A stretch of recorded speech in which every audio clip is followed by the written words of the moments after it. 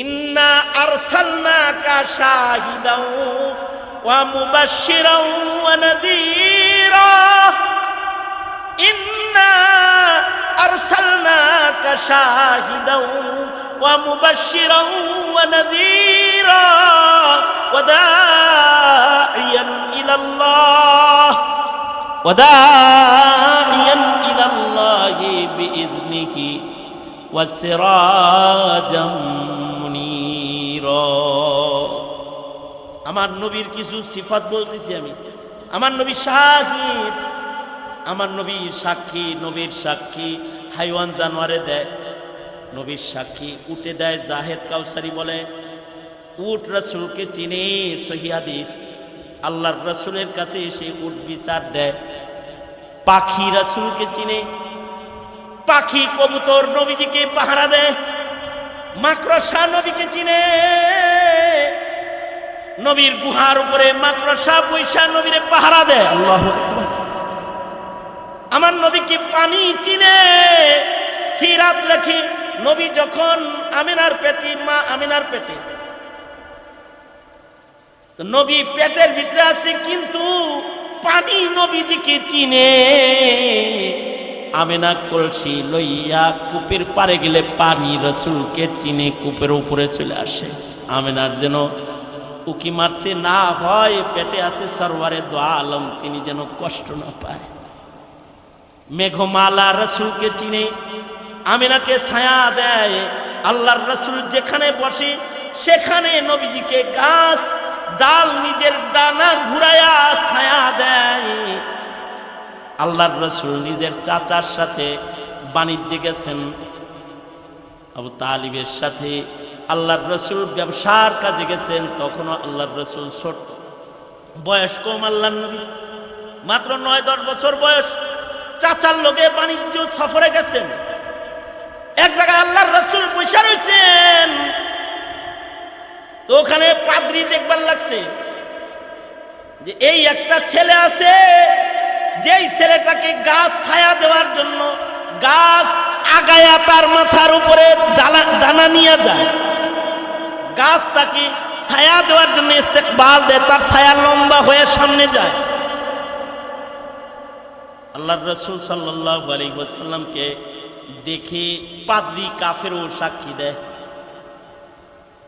পাদ্রী বলে, এই তোমরা যে কাফেলা আসছো, কই থেকে আসছো? কয় মক্কা থেকে আসছি। এ কাফেলার সর্দার কে? কয় কাফেলার সর্দার আবু তালিব। এই আবু তালিব এটা কে? এটা চেননি? চিনি না মানে? এটা আমার বাতিজা। তো চিনি না মানে? না তুমি চেনো না, তোমার বাতিজা হিসেবে চেনো, তার আসল পরিচয় তুমি জানো না। তুমি তোমার বাতিজা সাধারণ মানুষ না, তুমি তারে চেনো না, তাই তুমি তাকে নিয়ে মক্কার বাইরে আইছো। আর এক কদম সামনে যাইবা না, তাড়াতাড়ি নিজের ভাতিজারে লইয়া এখানে ব্যবসা মুলতবি, এখানে মাল বেচা নিজের ভাইস্তা লইয়া মক্কায় চলে যাও, কারণ দুশমনরা তাকে পেলে তার উপরে আক্রমণ করবে। আমি তাওরাতের হাফিজ, তার চেহারা দেখে আমি বুঝতেছি তিনি পয়গম্বর মুহাম্মদ। তার নাম কি? মুহাম্মদ। জি, তার নাম মুহাম্মদ। কয় তাহলে সে আখিরি জামানার পয়গম্বর ছাড়া আর কেউ না। আসমানি কিতাবে পড়ছি এই জায়গায় তিনি এক সময় আসবেন, তাই আমি এখানে বসে আছি। আসলে তারে এক নজর দেখবো। আবু তালিব রে, তাড়াতাড়ি ভাতিজা লইয়া চলে যাও। তোর ভাতিজা যখন নবী হবে 40 বছর বয়সে, আমি যদি ওই সময় বেঁচে থাকি তো চেষ্টা করব আমি তার হাতের মুসলমান হইতে। মুসলমানরা যখন জায়গা লয় হেরাকলের ওখানে, তো আবু সুফিয়ান হেরাকল যেন মক্কার কোন মুসলিমকে জায়গা না দেয়, এইটা মানা করার জন্য সে চলে গেল বাদশার দরবারে।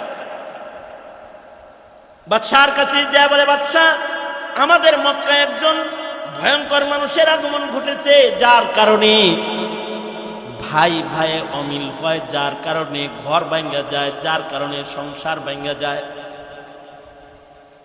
যে নিজেকে নবী দাবি করে ওই রকম একজন মানুষের অনুসারীরা আপনার রাজ্যে এসে জায়গা পায়, আপনার কাছে অনুরোধ, আপনি কাউকে জায়গা দিবেন না। হেরাক বলে, আগে তো আমার জানতে হবে যে তিনি যে নবী দাবি করে আসলে কি দাবিদার নবী নাকি তিনি আসলেই নবী, এটা আগে আমার জানা দরকার। তিনি যদি আসলেই নবী হয়ে থাকেন তবে আমার রাজ্যে কেউ আসলে সত্য পয়গম্বরের কোনো সাহাবী কোনো অনুসারীকে আমি নিরাপত্তা না দিয়ে তো তাকে বের করে দিতে পারি না। সুতরাং তার ব্যাপারে তোমার কাছে আমার কিছু জানার আছে। সে যে সকল প্রশ্নগুলো করেছে আবু সুফিয়ানকে, আবু সুফিয়ান রাদিয়াল্লাহু আনহু তখনো পর্যন্ত মুসলমান হন নাই, তিনি তখনো মুসলমান হন নাই, কিন্তু উনাকে প্রশ্ন করতেছে বাদশাহ হেরাকল নিজে। হেরাকল বলে, এই আবু সুফিয়ান, তোমার কাছে আমার প্রশ্ন, তুমি যে এই লোকটার ব্যাপারে নালিশ দিতে এসেছ, এই লোকটার ব্যাপারে আমার কিছু জানার বিষয় আছে। তুমি বললা সে ঝগড়া লাগায়, বিবাদ লাগায়, ঘর ভেঙে দেয়, তাইলে আমি তার সম্পর্কে তোমার কাছে কিছু জানতে চাই। সেটা হলো, সে কি কখনো মিথ্যা কথা বলে? সে মিথ্যা কথা বলে কিনা এটা বলে। আবু সুফিয়ান বলে, মুসলমান হওয়ার পরে হযরত আবু সুফিয়ান বলতেছেন, মুখের আগায় পড়ছিল যে বলে, কিন্তু আমি যদি মুহাম্মদের ব্যাপারে এই মিথ্যার সাক্ষীটা দিই, আমার সাথে আশেপাশে যারা মুহাম্মাদুর রাসূলুল্লাহ সাল্লাল্লাহু আলাইহি ওয়াসাল্লামকে চেনে, তারা আমি আবু সুফিয়ান রে মিথ্যুক বলে গাল দিবি। শেষ বেলায় দুশ্মনী যাই থাক, কিন্তু মুহাম্মাদুর রাসূলুল্লাহর সিরাত আমি বলতে বাধ্য হয়ে গেলাম। আমি হেরাকলের দরবারে যায় বললাম, লোকটার সাথে আমাদের রাজনৈতিক গন্ডগোল আছে বটে, কিন্তু এই লোকটা এমন একটা মানুষ, জন্মের পর থেকে আজ পর্যন্ত তার মুখে জমিনের কোনো মানুষ কোনোদিন মিথ্যা কথা শোনে নাই। আল ফাজলু মান শাহিদাত লাহুল আহাদা, দুশমনেও বলতেছে মিথ্যা কথা বলে নাই। এ কারণেই আল্লাহ তাআলা নিজের নবীর শান বলতে গিয়ে বলে, এই আমার নবীকে তোমরা চেনো না? আমার নবীকে কি হিসাবে পাঠিয়েছি জানো? নবীকেও বলতেছে আল্লাহ তাআলা, ওগো নবী, ইয়া আইয়ুহান নবী ইন্না আরসালনাকা শাহিদান, ওগো বন্ধু, ওগো আমার পেয়ারা পয়গম্বর, আপনাকে কিন্তু আমি সাক্ষী বানায় প্রেরণ করেছি। অর্থাৎ আপনার বিরুদ্ধে কথা বলার কেউ নাই। আপনাকে আমি ইন্নাকা লাআলা খুলুকিন আযীম, আপনাকে আমি সর্বোত্তম চরিত্র মাধুরী দান করেছি, মনুষ্যত্বের সর্বোচ্চ উপমা আপনাকে আমি বানিয়েছি। কেউ আপনার ব্যাপারে কুকথা বলবে এমন তো জমিনের উপরে কেউ নাই। আল্লাহু আকবার কাবীরা। নবী আলাইহিস সালামের আখলাক এটা, এটারে বলে মনুষ্যত্ব। আল্লাহর রাসূল সাল্লাল্লাহু আলাইহি ওয়াসাল্লামের পক্ষে শুধুই মাত্র কাফের মুশরিকরা সাক্ষী দিচ্ছে তা নয়, আল্লাহর রাসূলের সাক্ষী তো ফেরেশতাও দেয়, আল্লাহর রাসূলের সাক্ষী তো জিনেরাও দেয়, আল্লাহর রাসূলের সাক্ষী তো পাহাড় পর্বত লতা পাতা তারাও নবীর সাক্ষী দেয়। পাহাড় নবীকে চেনে, নবীর ব্যাপারে সাক্ষী দেয়। হাজার হাজার নবীকে চিনে সাক্ষ্য দেয়। জামাদাত নাবাতাত নবীকে চিনে সাক্ষ্য দেয়। প্রাণী কুল, উট, ভেড়া, ছাগলরাও নবীকে চিনে সাক্ষী দেয়। আল্লাহর রাসূল সাল্লাল্লাহু আলাইহি ওয়াসাল্লাম দুধ শূন্য ছাগলের স্তনে হাত লাগাইছেন তো ছাগলের স্তনে দুধ এসে গেছে। আল্লাহর রাসূল যে গাধার পরে সওয়ার হয়ে চলতেন, এই গাধাও নবীজির সাক্ষ্য দিত, নবীজিকে চিনত। নবীজির ওফাতের পরে এই গাধাটা পাগল হয়ে গেছে।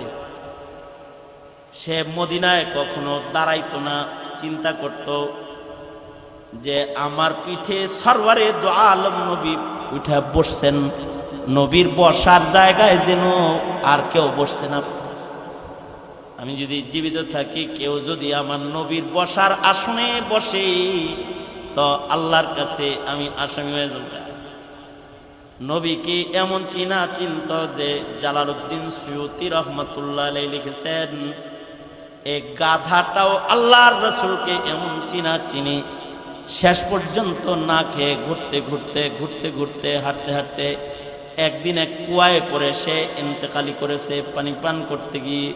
কিন্তু সে নিজের পিঠের উপরে সরওয়ারে দু আলম নবীর চেয়ারে আসনে আর কাউকে বসতে দেয় নাই।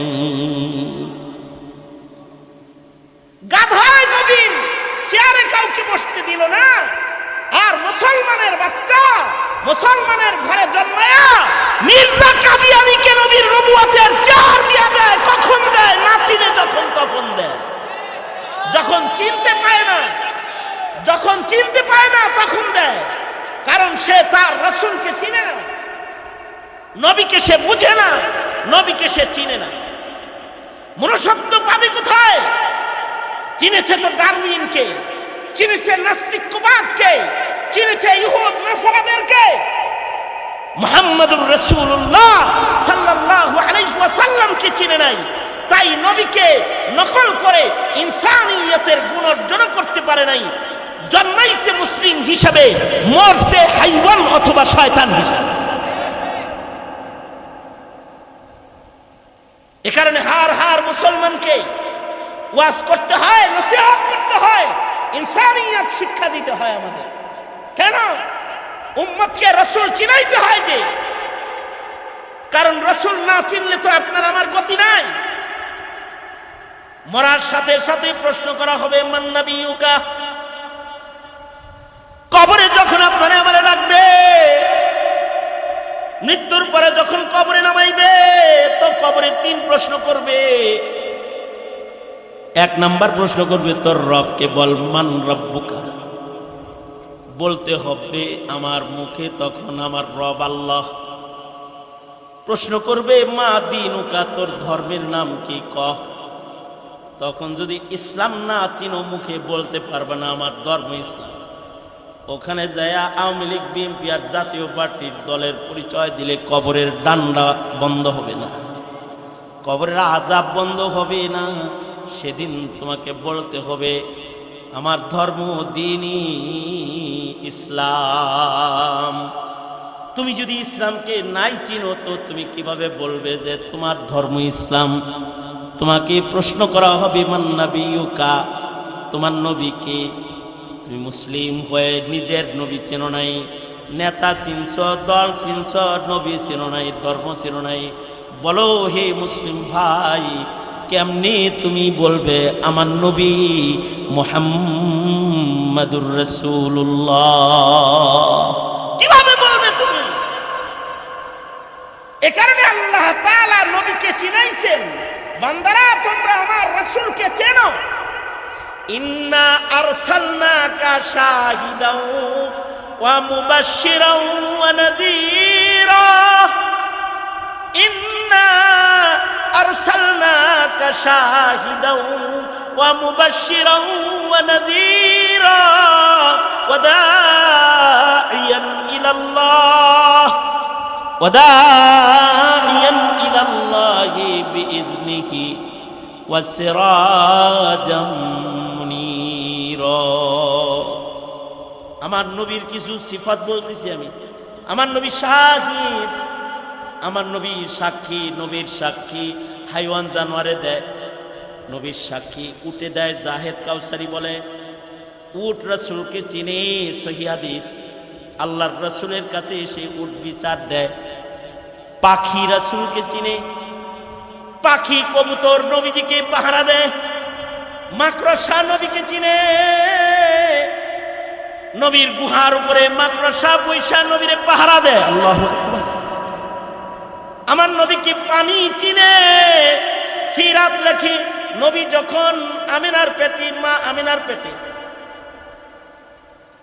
নবী পেটের ভিতরে আছে, কিন্তু পানি নবীজিকে চিনে।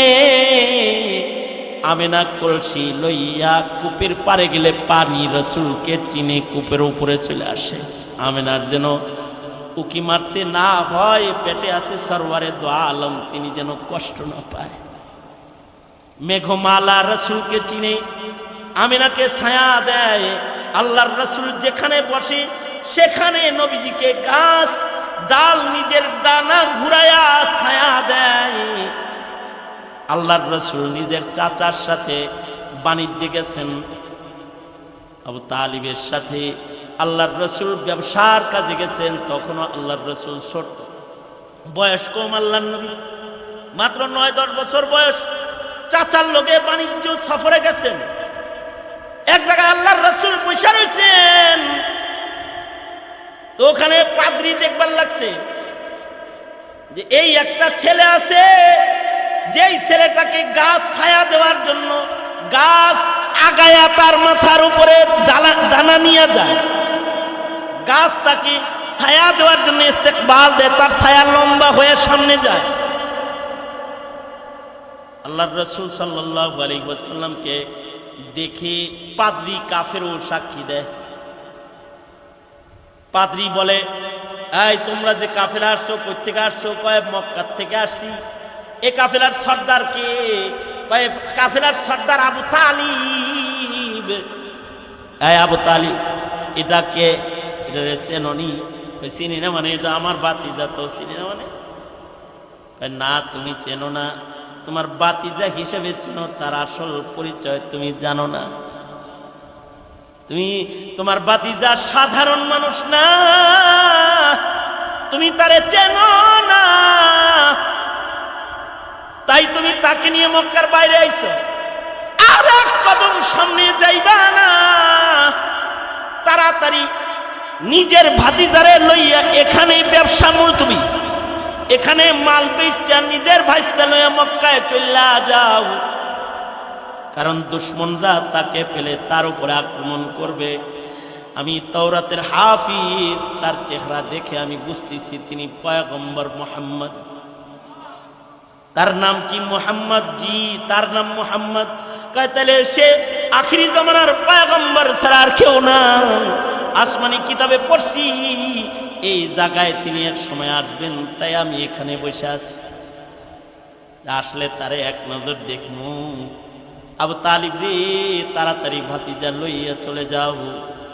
তোর ভাতিজা যখন নবী হবে 40 বছর বয়সে, আমি যদি ওই সময় বেঁচে থাকি তো চেষ্টা করব আমি তার হাতের মুসলমান হইতে। তাড়াতাড়ি এখান থেকে জায়গা। ইন্না আরসালনাকা শাহিদাও ওয়া মুবাশশিরাও ওয়া নাযীরা। নবীজিকে সাক্ষী বানায় আল্লাহ তাআলা পাঠাইছেন। নবীজির সাক্ষী পাদ্রী দেয়, নবীজির সাক্ষী পাথর দেয়, নবীজির সাক্ষী হাজার সাজার দেয়, পাহাড় দেয়। তুমি দাও না যে তোমার নবী শেষ নবী।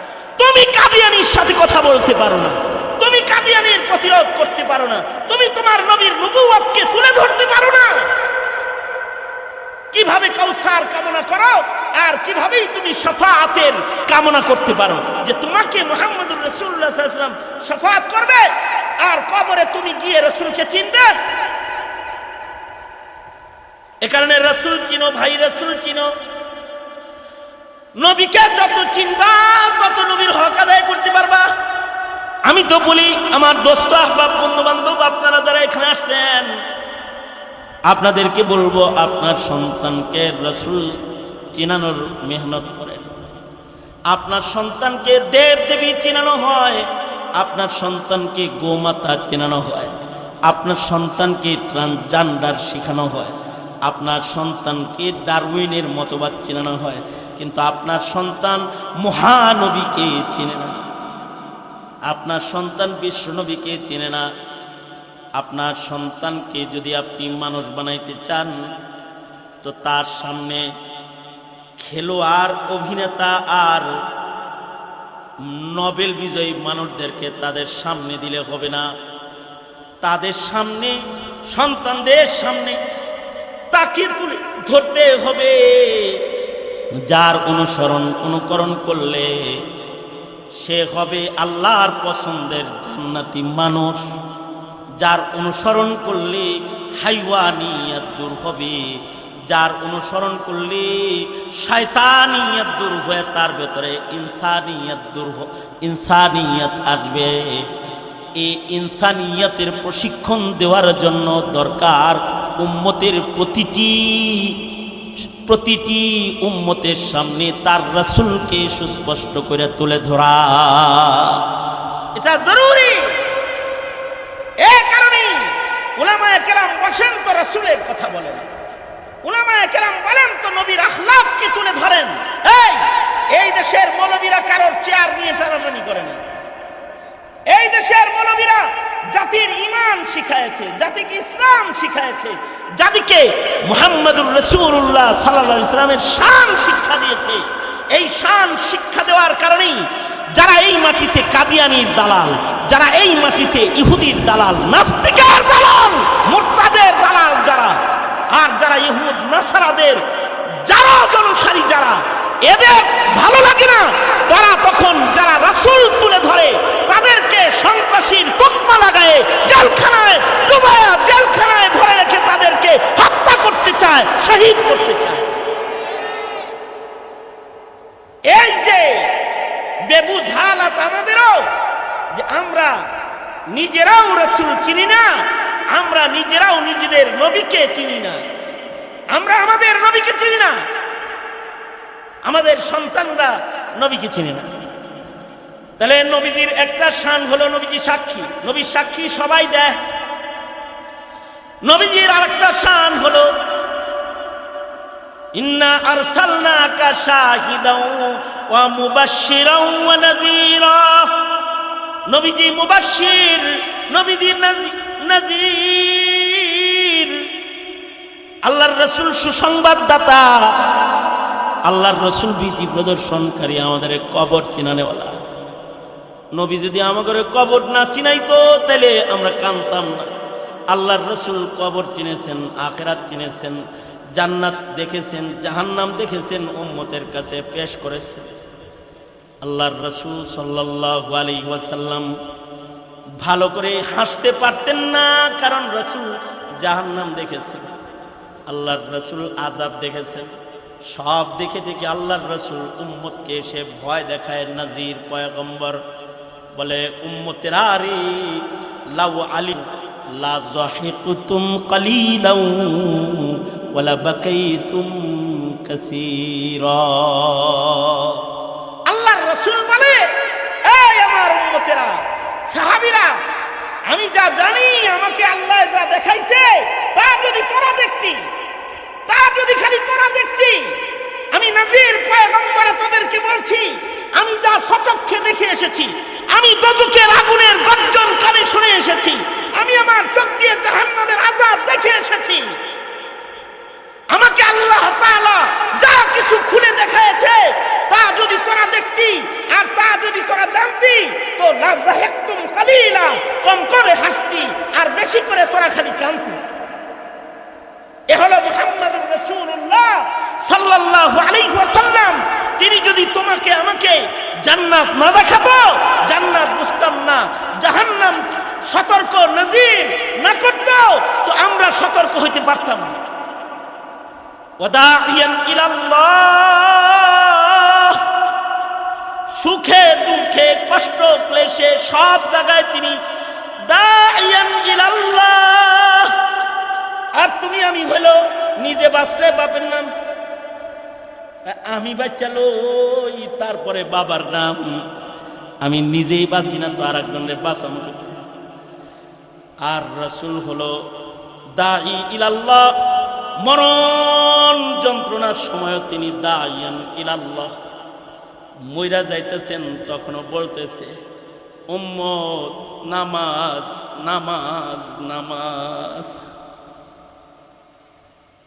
আজরাইলে যখন আল্লাহর রাসূলের রূহ কবজ করতেছে, ওই সময়ও তিনি দাইয়ান ইলাল্লাহ, তখন বলতেছে, উম্মত রে, নামাজ পড়িস নামাজ পড়িস।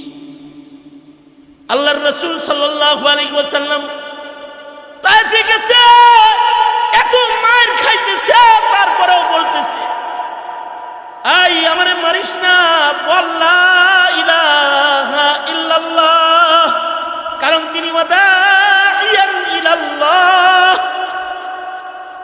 হযরত উম্মুল মুমিনিন আল্লাহর রাসূলকে বলে, ও আল্লাহর নবী, আল্লাহর নবী গো,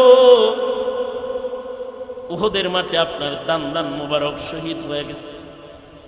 ও আল্লাহর নবী, উহুদে এত মায়ের আপনি খেয়েছেন, আপনার মাথার হাড্ডি ভাঙ্গা হেলমেটের করা মাথার ভেতরে বসে গেছে, আপনার গায়ের রক্ত ঝরছে, কত কষ্ট আপনি উহুদে করেছেন। ও আল্লাহর নবী, এর চেয়েতেও ভয়ঙ্কর কোন কষ্টের দিন কি আপনার জীবনে গেছে?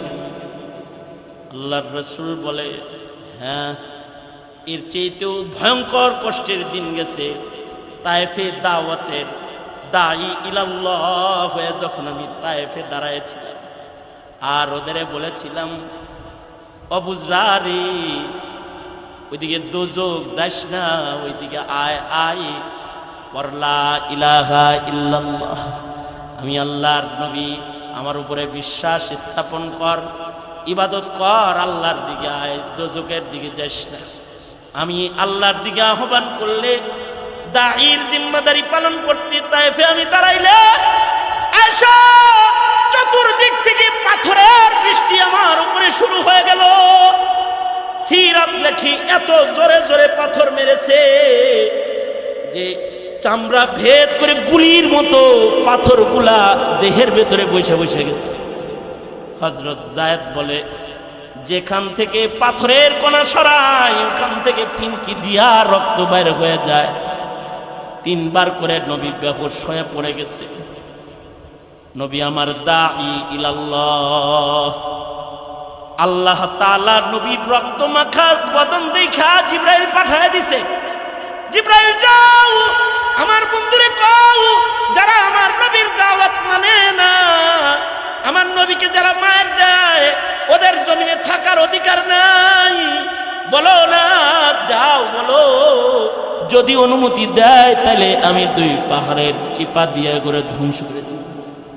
যাও যা বলো, সরকার 2 পাহাড়ের চাপা দিয়ে ওদেরকে আপনি অনুমতি দিলে মিশায়া দিই। আল্লাহর রাসূল যে দাঈ ইলাল্লাহ, জিবরাইলকে আল্লাহ তাআলা দেখাইতেছে, দেখ আমার বন্ধু ওয়াদাইয়ান ইলাল্লাহ, যা বলতেছে সরকার গো 2 পাহাড় মিশা দেই। রাসূল বলে, না না না জিবরাইল, না, আমি কার কাছে দাওয়াত লয়ে যাবো মিশা দিই? আল্লাহকে বলে, আল্লাহ গো, ওরা তো অবুঝ, ওরা তো বেবুঝ, ওরা চিনে না, তাই আমারে মারছে, ও করে তুমি হালাক করে দিলে, দাওয়াত লয়ে যাবো কার কাছে? এ কারণে বন্ধু, নায়েবে নবী যারা তোমাদের কাছে দাওয়াত লয়ে যায়, কখনো তোমরা তাদের আঘাত করো, কখনো তোমরা তাদেরকে জিল্লতি করো, কখনো তোমরা তাদেরকে তিরস্কার করো, কিন্তু তারা এই তিরস্কারের বোঝা মাথায় লইয়া দাওয়াত দিয়ে যাইতেছে। কারণ দাঈ ইলাল্লাহ জিল্লতি হবে, কিন্তু আল্লাহর দিকে ডাকা বন্ধ করবে না। জেল জুলুম জীবন দিবে, কিন্তু আল্লাহর দিকে আহ্বান করা তারা বন্ধ করবে না। এ কারণে বাতিল গোষ্ঠী স্বপ্ন দেখে লাভ নাই যে জেল দিয়া রশিতে ঝুলাইয়া দাওয়াত বন্ধ করে দিবা, হবে না, হবে না, বন্ধ হবে না। ওয়াদাইয়ান ইলাল্লাহ।